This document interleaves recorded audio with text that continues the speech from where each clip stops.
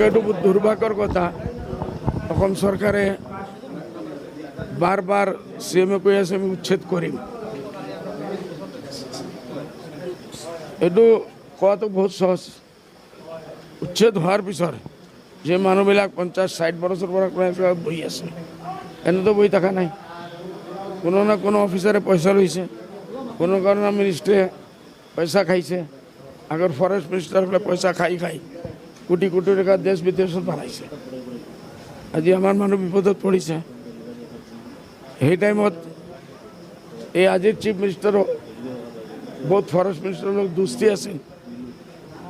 একেতে জানে এক এক বস্তু এই টাইমত যি মানুষ আইছে আমি আছো নহয় আজি সকল আমচু হয়ে গেল আসু থাকা নাই